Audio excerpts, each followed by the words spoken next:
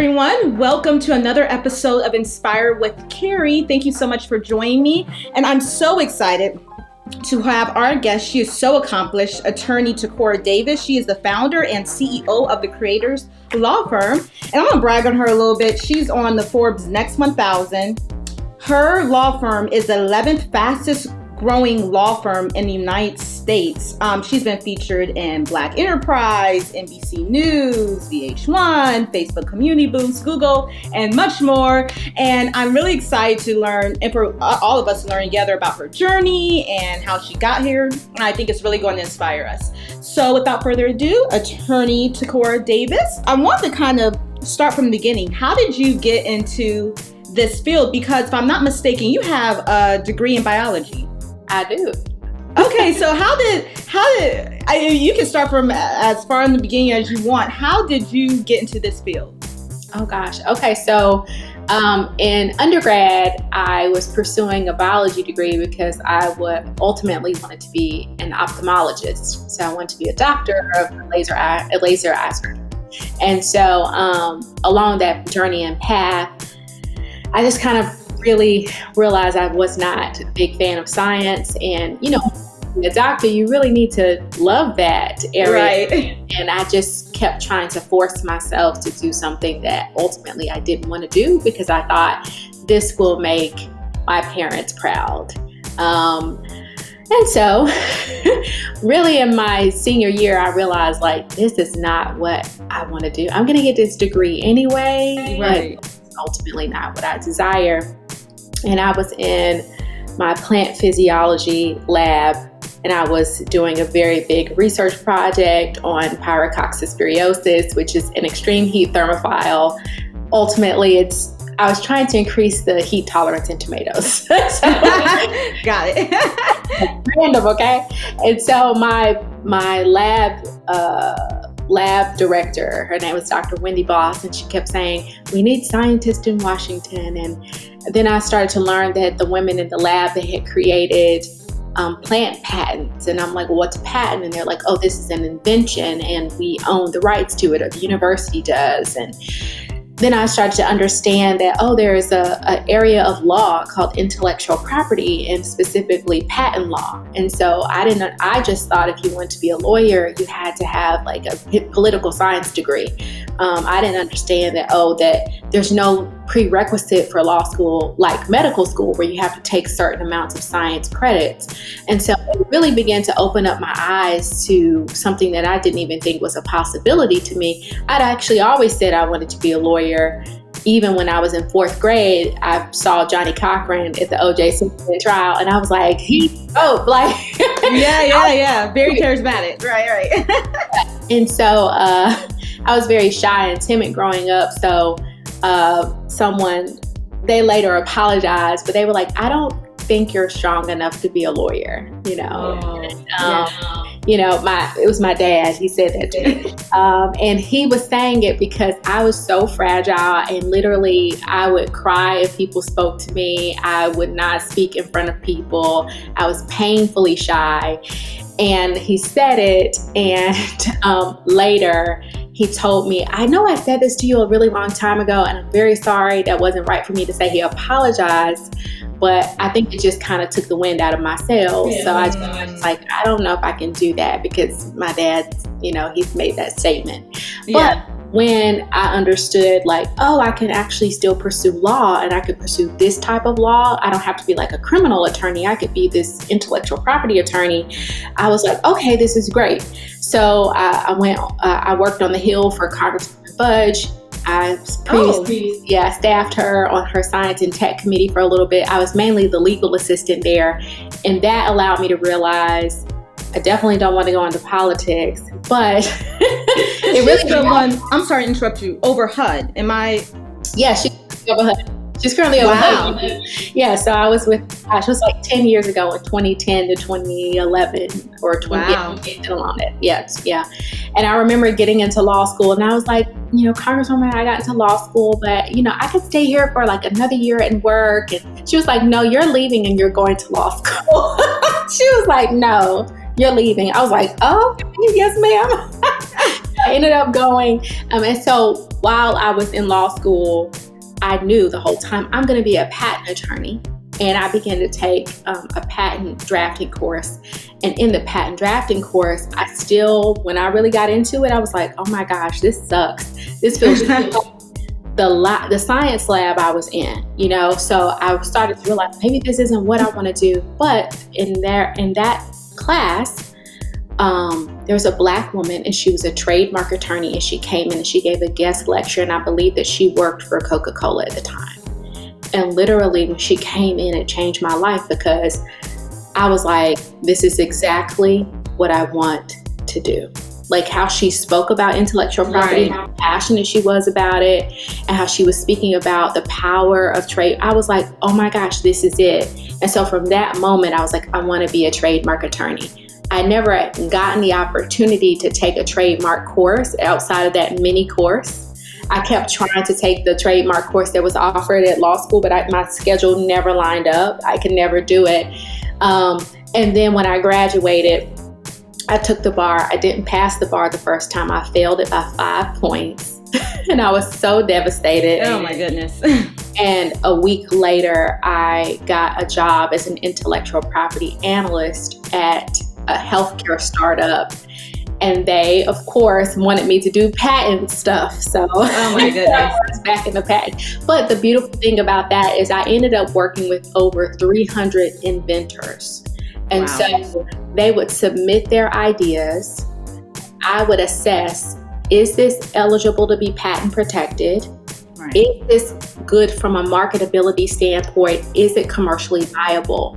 And so I kept having to do this analysis on multiple inventions, and then I would speak to multiple inventors, and that helped me understand, like working on the Hill helped me understand customer service, dealing with constituents, calling in, and people are most of the time not happy calling their members of Congress. So I've been one of those.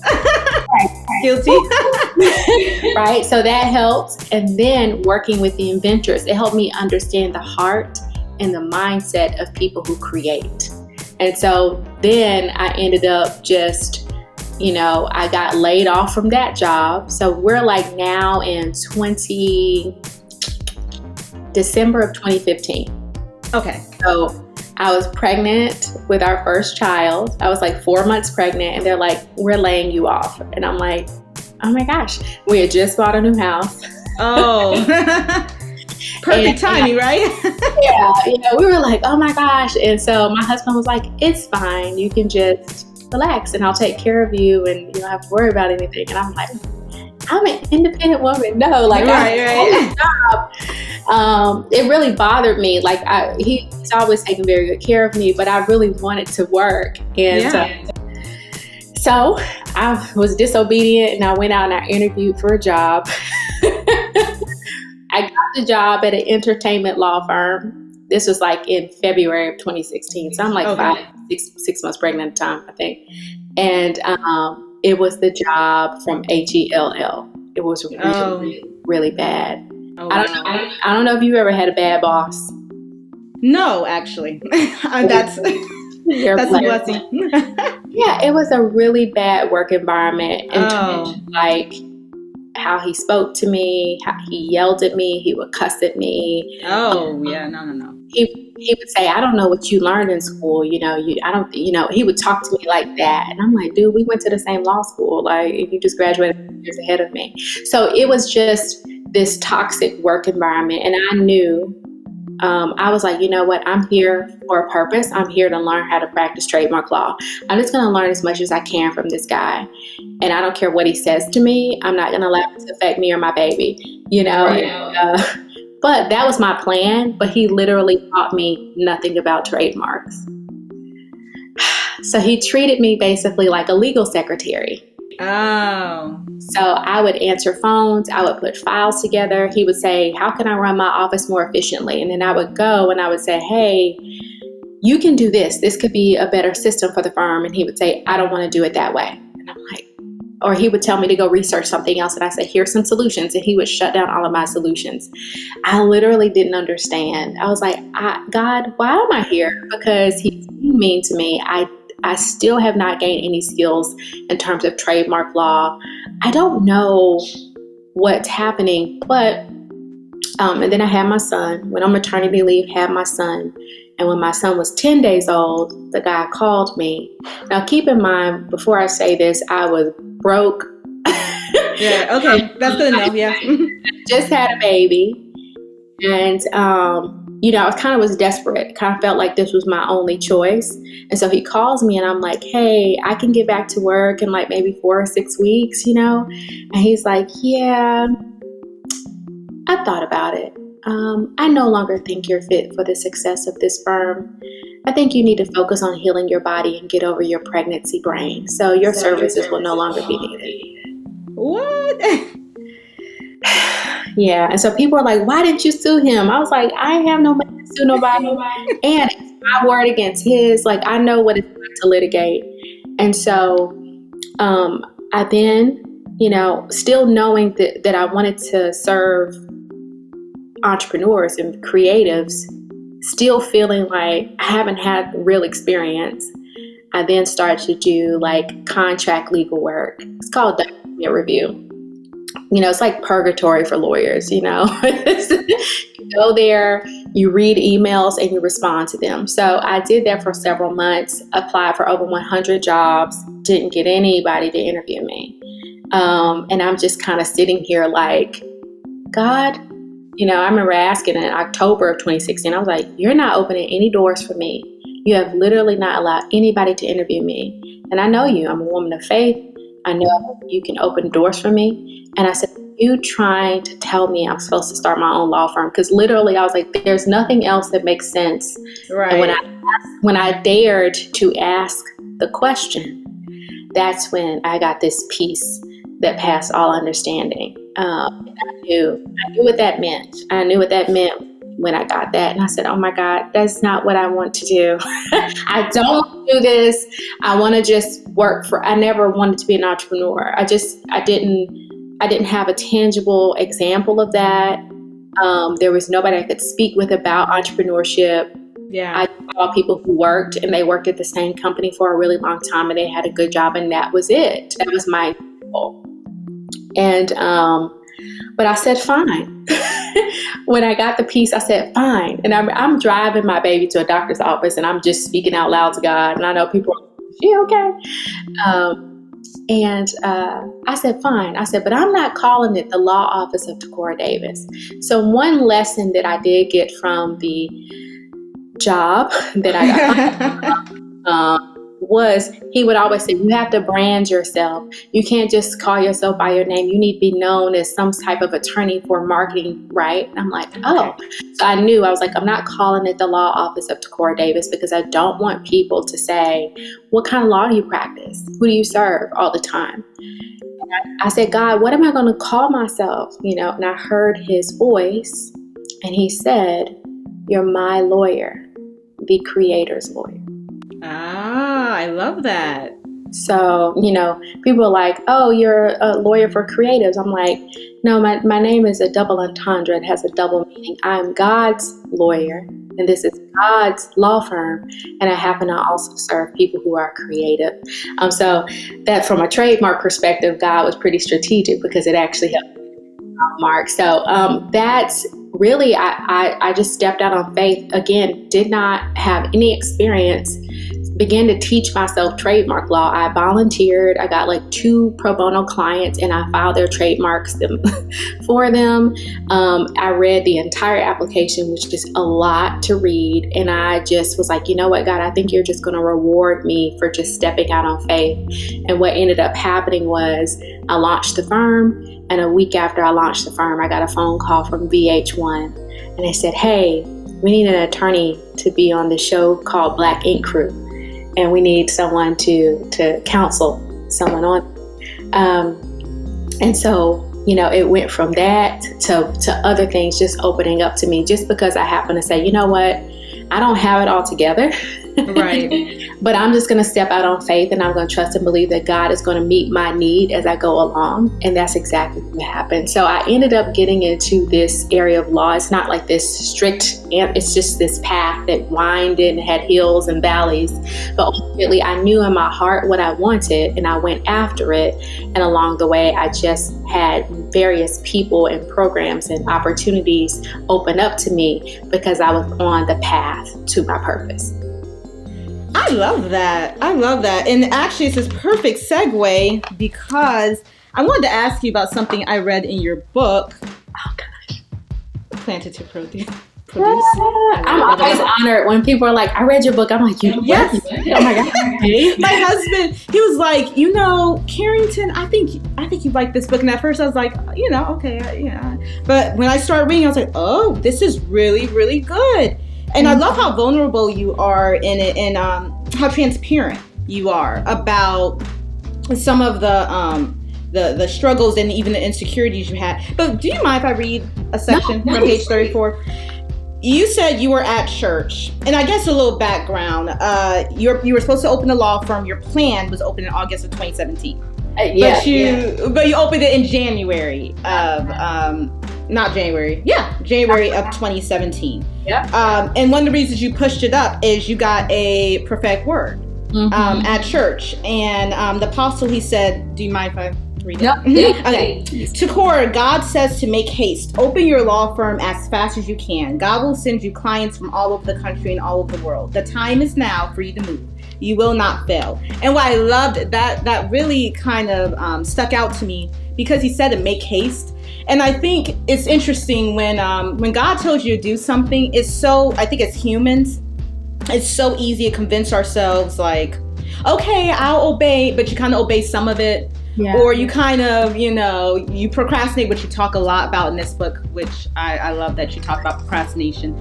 But, you kind of, and if you would not have been obedient, opened it, and actually made haste and didn't just like, okay, I hear that. And because if you would have opened in April and not in January or in May, you would have missed that opportunity, because literally 5 days, like you said, I think 5 days later, you got the call from VH1. So if that was not, and it really could have changed your whole trajectory. Yeah. And I think people don't understand how God works. It wouldn't been like your company would have been a failure, but you don't know. It may not have been as successful as it is now if you don't have the connections that you make. Exactly. And timing is so important. So I think our audience, I really wanted them to really hear about that point, because I think it's so important that when God told you to do something, don't procrastinate or find excuses or let fear hold you back. And if you waited till August, really that wasn't in sense knowledge, that would have been kind of the normal thing to do. It makes sense. I think you mentioned your son would have been about your old, and no one would have looked at you funny for that. It's opening a law firm. It's not exactly like, I'm gonna go to McDonald's. It's a lot of work. And to push it up from that to January, you would have been, no one would have looked at you funny, but you probably would have missed out on a really great opportunity. Oh, I'm sure, because it was perfectly aligned.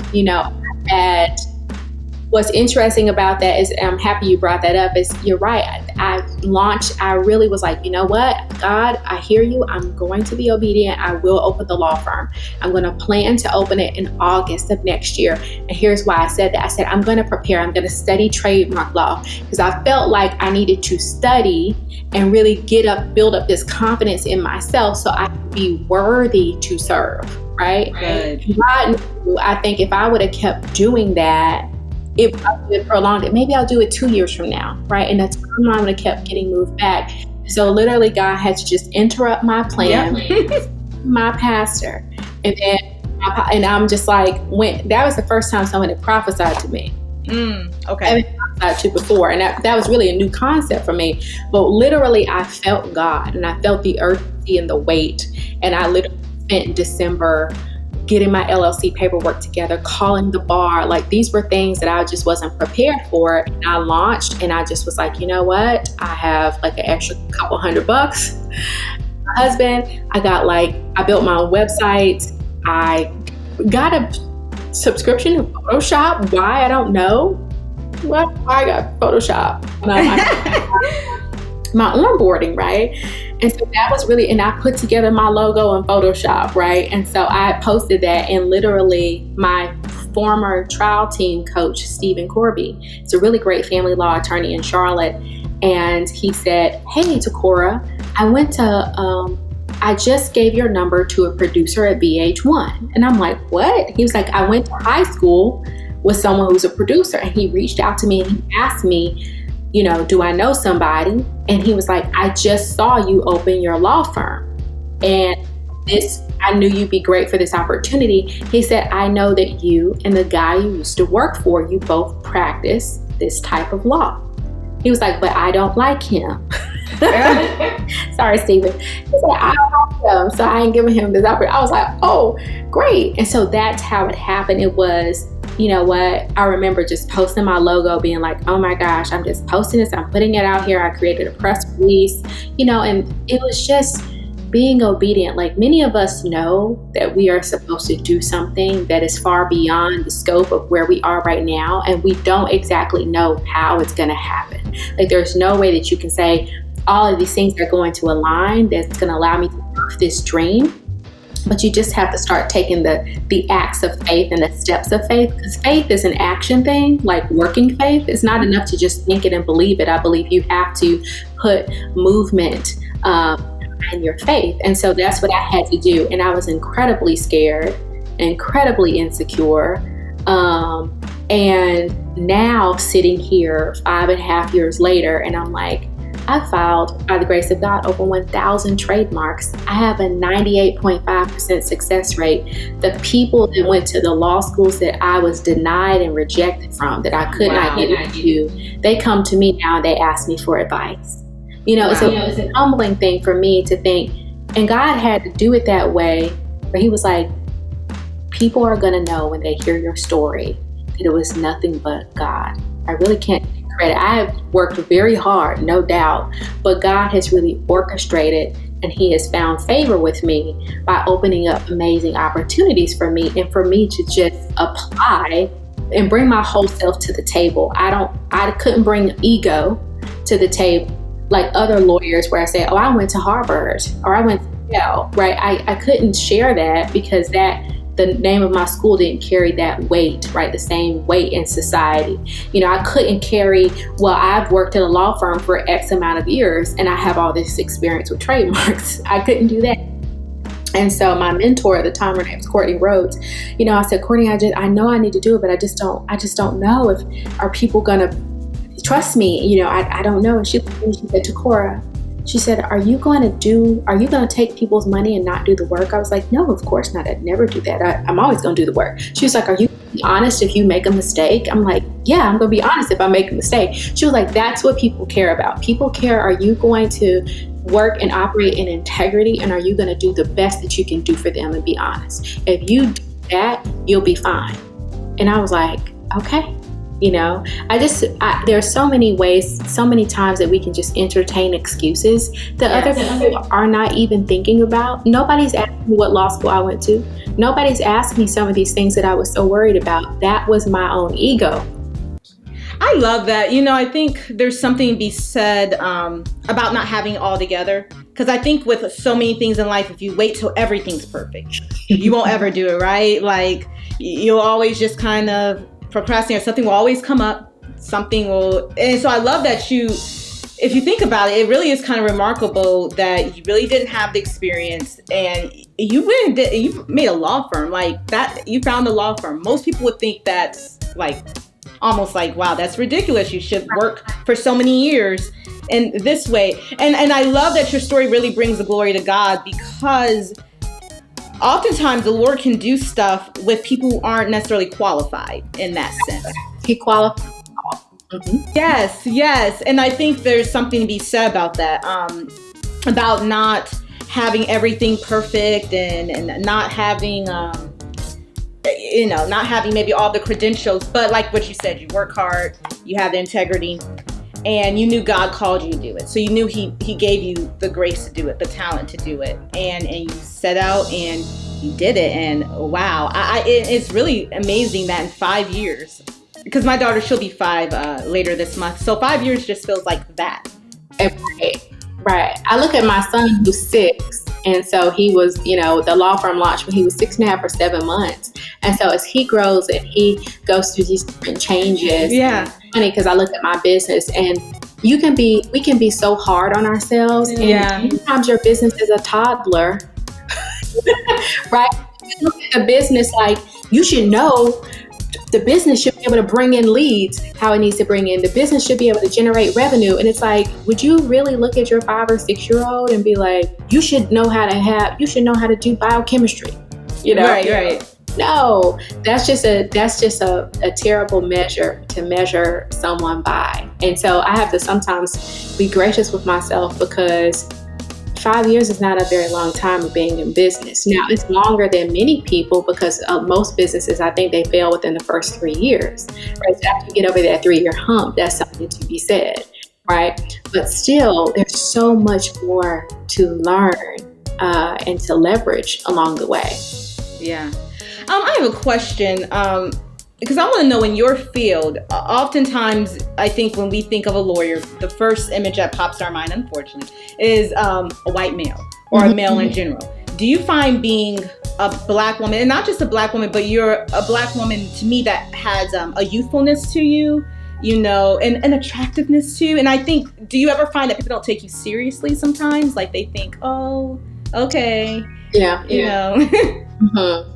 Yeah, I think that is just a natural thing. Sometimes it happen and you have to. I've had that happen a couple times, particularly with various people. But one of the things, and someone told me this, they said, one of your greatest strengths, he said, you're disarming. And I said, what? He said, and it really disarming. I agree. Means people underestimate you. I think because you have a sweet voice or soft voice, or that you're not like this loud and big personality. Yeah. That you don't take up a lot of space in a room, that you're not powerful. And so I have been underestimated. That has often worked out in the favor of myself and my clients. So it happens that way. But I think we have to just have, I remember I was doing something for a client and they just were she basically was purchasing property. And this was underneath the general counseling services arm of the business. She had purchased property and she had made a payment. I didn't like the contract, but this client signed a contract anyway. There was a provision in the contract that she was supposed to make a lot more payments. So she had made a partial payment, like 50%, and then another 10%. And they were like, you need to pay the other 40%. You haven't done that. And, he was like, this is a breach of contract and you don't get access to the condo. And I'm like, dude, like she's paid like a lot of money, like hundreds of thousands of dollars, And so she made another partial payment. And then he was like, I said, listen, we need written assurance that you were going to hold up your end of the bargain and give her access to the condo. And, they were saying, well, we're not going to do this and we're not going to do that. And I just said, you know what? And I just had to turn it up. I had to turn the knob up a little bit. And I was like, according to the rules of the contract, I said, I am going to interpret your acceptance or continual acceptance of funds is that you're going to continue to actually honor the agreement and you're not actually rescinding the agreement despite what you're saying because your actions indicate otherwise. Therefore, she's going to finish making up this payment and you can give me written assurance, but we're going to interpret it this way because your behavior is as such. Thank you and have a good day. And I had to just be firm, and sometimes that's what's necessary. And so, yeah, I've been underestimated a lot. And I think I know I have the spiritual gift of grace and mercy. And people who have spiritual gifts of grace and mercy, you also are heavily gifted with the spiritual gift of discernment. A lot of times your discernment can be attacked because you have a dysfunctional grace. And this is me stepping into the prophetic, but this is like people who are like, oh, God will reveal to you that person doesn't like you, or this person means you harm, or, this person made this statement, it was with ill intent. And then sometimes if you have that gift, you can say, oh, that's a terrible thing to think about that person. I don't want to be mean. It's like, no, like the discernment is actually there for you to protect you, right? Yeah. And so I say that, I don't even know why I got into that particular part, but it's important because that those are things where sometimes you can attract people who are manipulative, sometimes even clients, or colleagues and things like that. You have to just I think this has been the greatest journey of self-awareness for me, being an entrepreneur and a mother, and just being myself at this phase in my life of understanding like who I am and what do I attract and how do I also protect myself. I'm all about protecting people's businesses, but how do you protect yourself as you're building and growing your own business too? I love that. And I will say, I think you're approachable, and I think you're friendly, I think. And so I think, to me, it will work as a benefit. If I'm a client, I'd much rather have a lawyer on my side who I don't feel like is automatically judging me or abrasive. So I think if someone says you're disarming to me, I don't think that's a bad thing. But I can understand how people could try to use that and and act like they can pull one on you, and that's not. And first of all, with all the attorneys in the United States, I think it's about 5% of them are African American, right? And then so that's not a large percentage, but the type of law that I practice is less than 2%. It's 1.8%, which is about 550 black men and women attorneys who practice intellectual property law. So we're not even just saying black women, just black people in general. So that's even, wow. Yeah, it's a lot.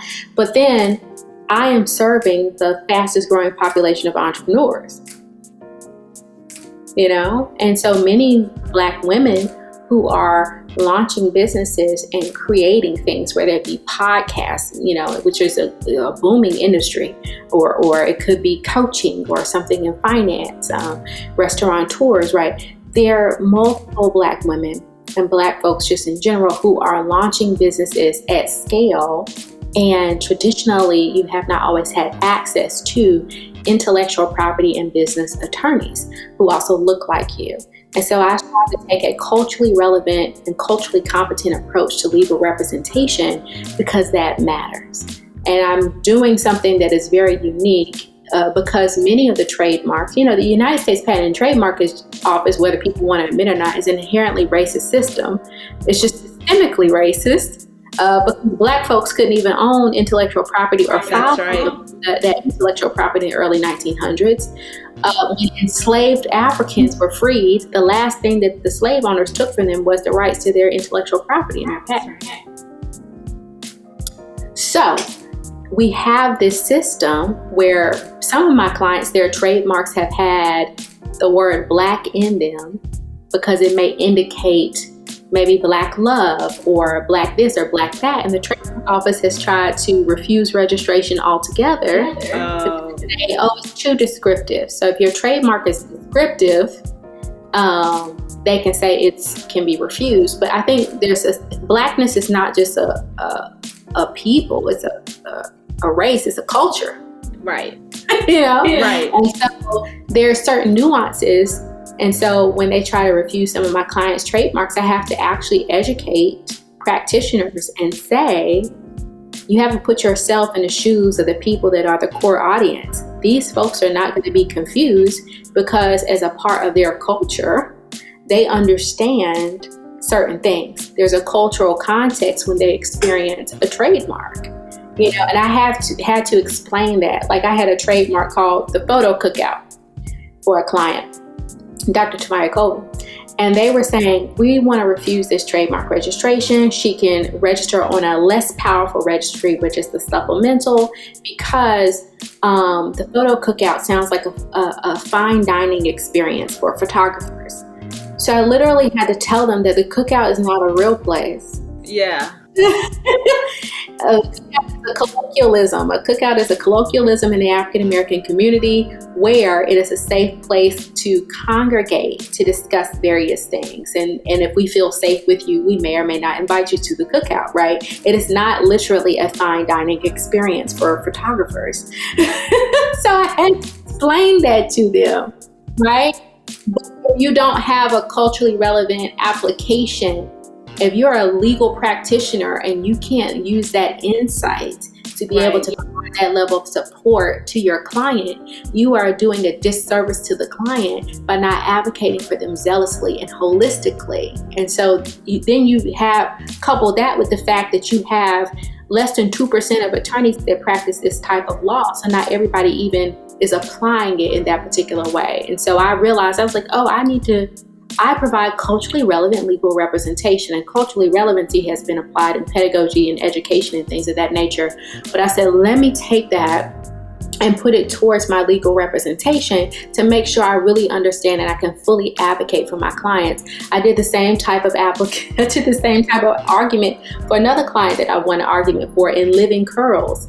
And so the trademark examiner was saying, oh, it's too similar to In Living, which is a magazine in Amsterdam. But In Living Curls is a word play. It's a pun from In Living Color. And In Living Curls is a blog and a business that provides holistic education to African American women who are battling hair loss. The intended audience is not going to be confused with In Living, which is a magazine when you travel to Amsterdam. Yeah. Right? It's not even. And so the trademark examiner, she called me. She was like, hello. She was like, I just finished reading the argument for In Living Curls. That was a great argument, by the way. She's like, I love the argument. I love the In Living Color reference. I'm gonna overturn it in your client's favor. But it was because I was able to say, okay, she needs to understand the cultural context when interpreting this trademark, and some of our less melanated brethren are not going to do that unless we step in and we say, hey, are you looking at it from this perspective? So that's another unique lens in which I provide legal support and legal services. Is not like other people, I was going to ask, other than the stuff you've already mentioned, what other reasons should people go to your law firm? Like, what distinguishes you from other law firms in your field? Yeah. I think that's a major one with the culturally relevant representation and the success rate. But let's just say, putting all that aside, I am also an entrepreneur. I have employees. I have grown and scaled a business. I have had to hire, I've had to fire, I've had to grow, I had to scale back. And so when I represent people, they come to me and they're not just getting an attorney, you're getting a strategist. You're getting someone who is going to walk with you throughout the entire road. You're also going to get someone who I spoke with someone the other day and I said, hey, you should not pursue this trademark. They hadn't even paid me any money. I'm just like, hey, this is not a smart move for you for these reasons. One, you're probably not going to get the trademark. Two, it's going to be very costly for you to defend, even if you did get it, right? Me saying to you, hey, with integrity, I can't take your money because this is a good fit for you. I've told people that numerous times. It's going to come back to me. And they're so appreciative because a lot of times they feel like, oh my gosh, I have to, I've got to figure this out, or, I need this. And it's like, hey, no. The other thing I think, this is something new that we're really getting ready to roll out, is God has given me this amazing tool, and it's called the Creator's Compass. And so the Creator's Compass, which you'll be able to download, but and we're going to actually start sharing this resource with other folks. But people who hire me, they get a very beautiful welcome box, but that compass is inside of it.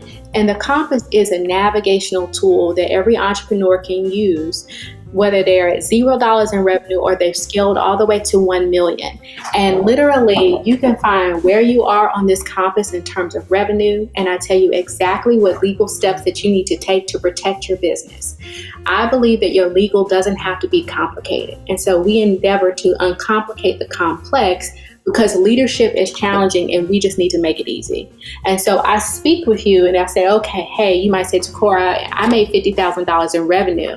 Well, on the compass, that means that you're in the very first column, which is you're a starter. Your primary legal question is, where do I start? Almost everybody says, well, where do I start? Like, I don't even know where I get started, right? And I say, okay, well, you have to focus on the contracts, courses, and biz resources that are going to support your business. And so I even give a checklist right here, and you literally can go through and get your contract templates and say, okay, these are the exact contract templates that I need at minimum at this phase of the business.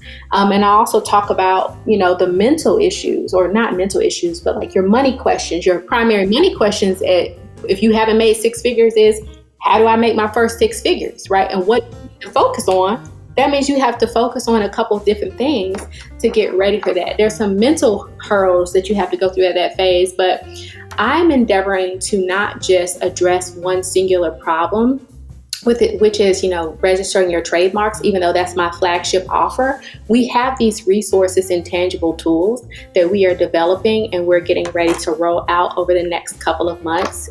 So this is, when you listen to this, we're recording this in October of 2022, but we're rolling things out this month and next month saying, hey, if you're an entrepreneur, we have something for you to be able to support you. And I don't think other law firms are doing it on this level.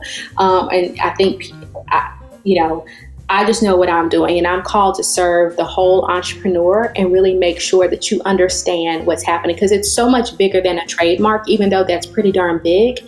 There's so many things that can happen in business that can stop your purpose. I'm a purpose activator. I'm a purpose accelerator. And so when I look at the law, that's just my area in the body of Christ that I work in, because I know that God gives his children and those who he has created with creativity, which is why we go forth and we create things that he puts on our heart to do.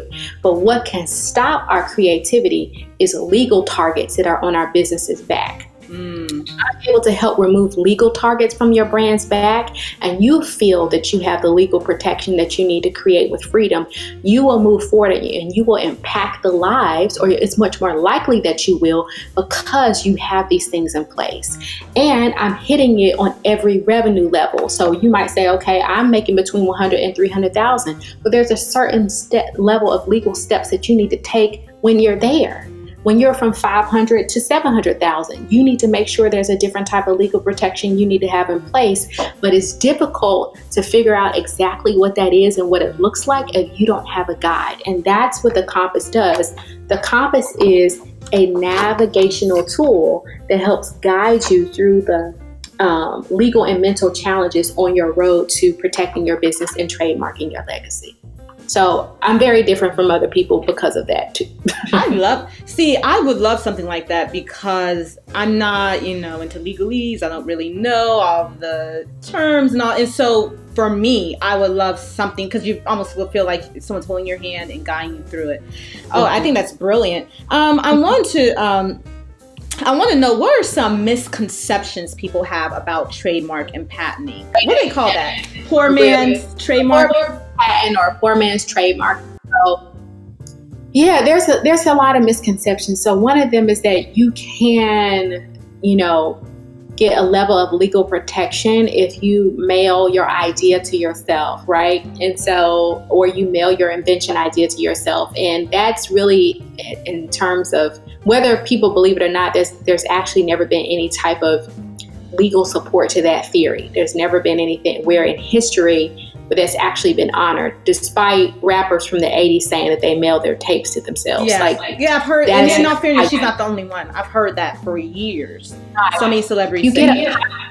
Right. So that's not even necessary, because the moment that you create creative content, you own it. So the moment that someone records a song, copyright attaches. The moment that somebody records a podcast, copyright attaches. The moment that you post a website, copyright attaches. So you don't need to mail it to yourself to prove the mailing date. You just have to, that it just is, right? So that's not necessary. Further, it can be used against you in court because if you do it, you may as well email something to yourself. Why put it in the mail and then mail it to yourself? But it still is the same rationale. It's not necessary because we actually have a system in this country that you can use to protect your business, which is the trademark system or the patent system or the copyright system. So people created an alternative thinking that they had a workaround, which is why they call it a poor man's patent, And again, that could technically work against you in court because now patent law, we've moved to a first to file system, not a first to invent. So generally, it's still first to invent, but you have to file it like if you publish it. So that means put it in the mail and you send it off. Technically, that could be construed as publishing, arguably. And if you don't patent it, then you could lose the right to your patent if you don't file it appropriately, right? So somebody mailing it to themselves is not sufficient. Further, the trademark doesn't work that way because you have to either file a trademark application or you have to file a trademark application, or you actually have to make sales or provide the service or publish the podcast, whatever it is. If you don't do one of those two things, it's not yours. It's not your name at all. And it's that mail is, oh, hey, I put this in a sealed envelope. Further, you can unseal and seal an envelope. So that also is not, you know what I'm saying? So there's all these holes that I'm like poking in arguments where I'm like, you could totally unseal an envelope. Like that's not something where the judge is gonna say, yep, I'm gonna hang my hat on that, right? So it's just, that's a legal myth. The other legal myths I think are, there's several of them, but okay. So I would say, I just don't have enough money to protect my business, right? Or it's going to cost too much money to protect my brand.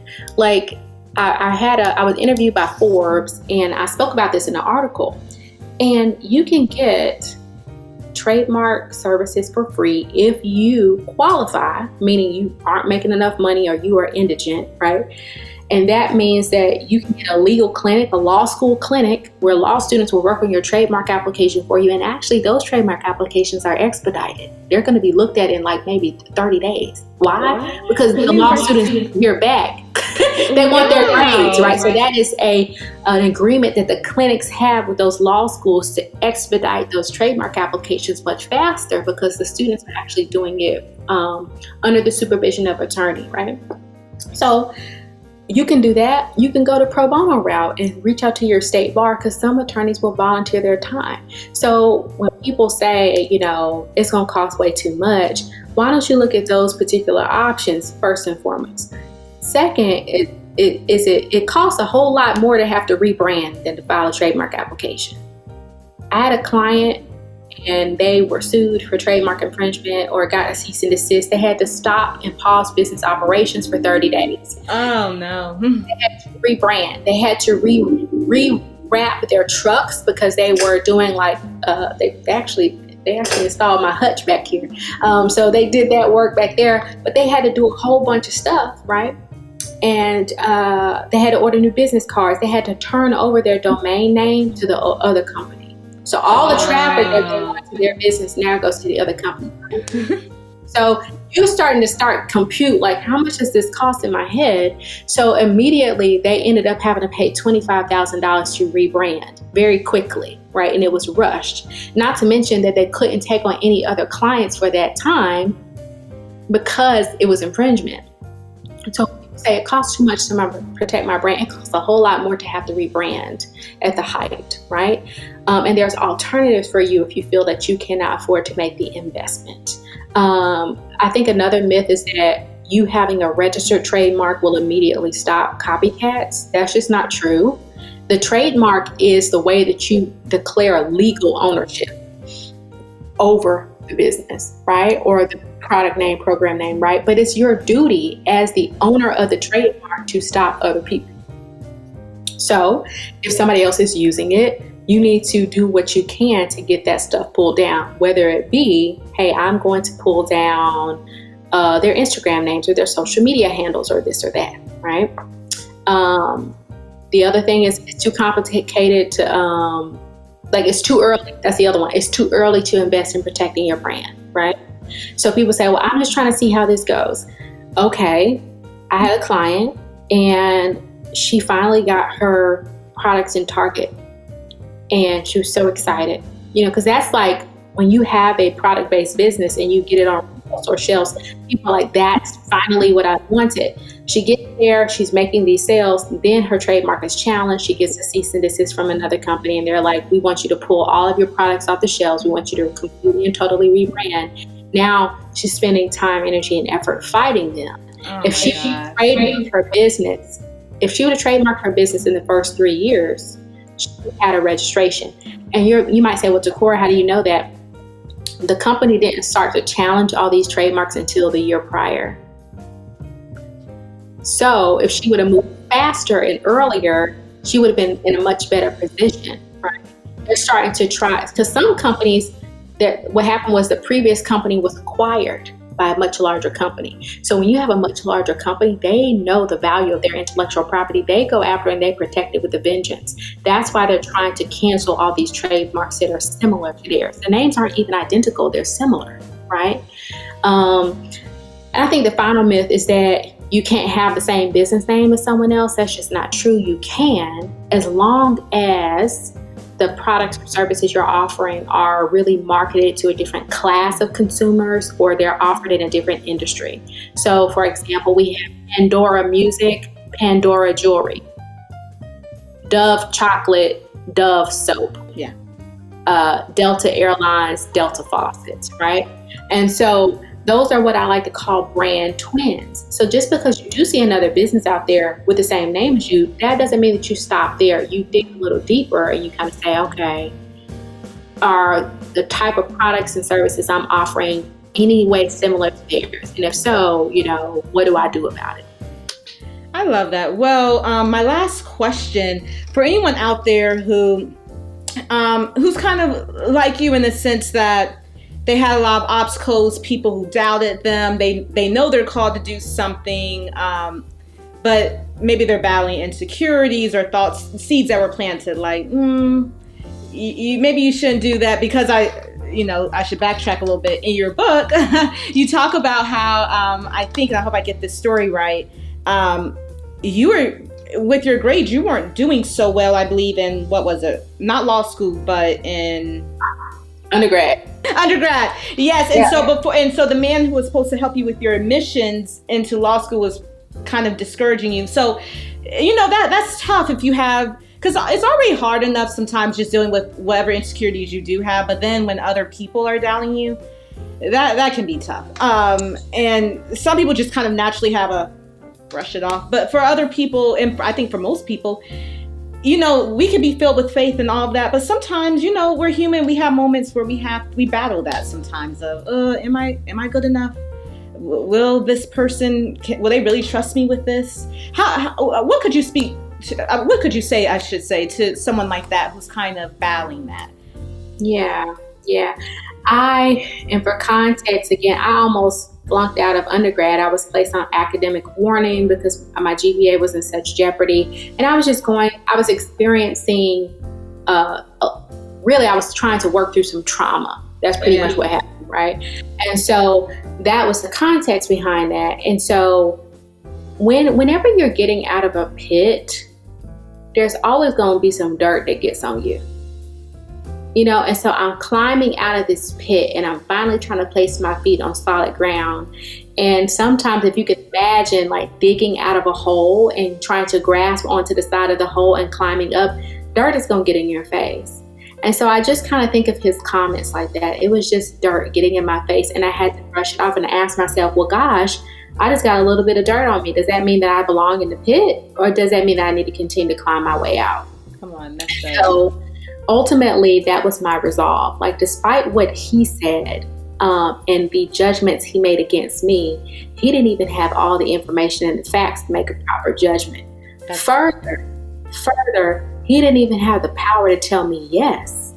He wasn't sitting on a law school admissions board. Right. He wasn't grading a law school test. He didn't have the power to tell me yes. So I certainly wasn't going to allow him the power to tell me no.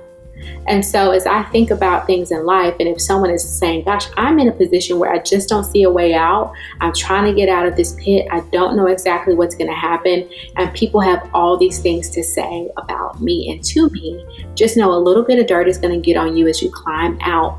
But do not give people more power over your life than they deserve. And take from conversations and from people what you need, and discard the trash where it belongs. I remember when I spoke with a guy, he was trying to tell me, well, it's going to be very difficult for you to get in law school. You have a tough. I looked at him, I said, I did my GPA before you did, before I walked in here. Now, what I need to hear from you is, what are the law school requirements?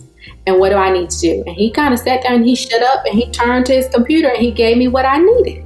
I don't need a lecture from you to tell me that it's going to be tough for me. I already know that. That's my reality. I've been Black all my life. It ain't been in life for me, ain't been no crystal stair, right? But what I need from you is the information that I'm coming to get. And I think that's how I move through life. When I was in that tough job, I said, you know what information do you need to get? Try to get as much as you can from this person, which was, how do you practice trademark law? But God made sure that I didn't need to learn how to practice trademark law from him.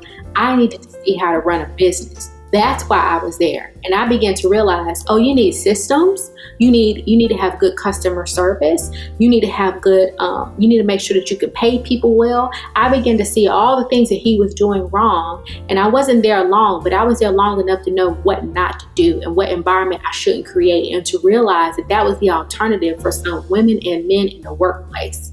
And so, again, go into situations and make sure you know what your intentions are. And no matter what someone tries to say to dissuade you, remember what you are there to get, and get it, no matter how much dirt people throw on you along the way. Wow. So many gems. Wow. This was just an awesome interview. Thank you so much. I was just taking it all in. And so I have nothing else to say or anything else to try to add on to that. I encourage you all. I'm going to leave her information at the end. So take down the information, her website, follow her on social media, and it's the Creators Law Firm. Yes. Thank you so much for having me. Can I encourage people to buy this? It's a really good book. It really is. I'm not just like flattering you or anything like that. I think it's one of those. I think sometimes you like a little pick me up, like a little, you know what? Yeah, I can do this. Yeah. And I think it's one of those books that kind of makes you feel like, I'm going to just step out and do that. It gives you a little kick in the little chest. Man, thank you so much. I really don't promote that book like I should. And people will tell me, they'll say, I read the book in a whole day. I read it again for the third time. I'm like, what? And I wrote that book 2 months after my father passed away. Oh, I'm so sorry. It's okay. It's okay. It was like, I just didn't, it was amazing. I've always said I wanted to write a book, but I actually sat there and I wrote it, and it was a letter to me. It was a reminder for me as well. It was a beautiful thing, but that's also my passion, being able to inspire people and push them into their purpose. And Planted to Produce does just that. It really helps to push people into their purpose and impart confidence and courage, because that's what we need along the way. And so I think that's why throughout my life, my courage and my confidence has been attacked, because on the other side of that is freedom. Yes. There's a really great quote that I would love to leave everyone with. And I think it's from Guy Patton or George Patton. And it says, the difference between fear and courage is that courage holds on just a little bit longer. You really think about it. Whenever you have to get courage, you experience fear, but you do it anyway. Yeah. And so the book is just a gift of courage to people who are facing a lot of fear and a lot of trepidation and a lot of overwhelm and just rapid thoughts and overwhelming thoughts and anxiety, to say, you know what, you can do it. You just need a little bit of courage. Well, on that note, thank you all so much for joining me and watching another episode of Inspire with Keri. If you or if you know anyone else that you think would be an excellent guest for this show and has an inspiring story, please let me know. You can contact me at the information you'll see at the end of this episode. So again, one last time, Attorney Ticora Davis. Thank you so much. Thank you for having me.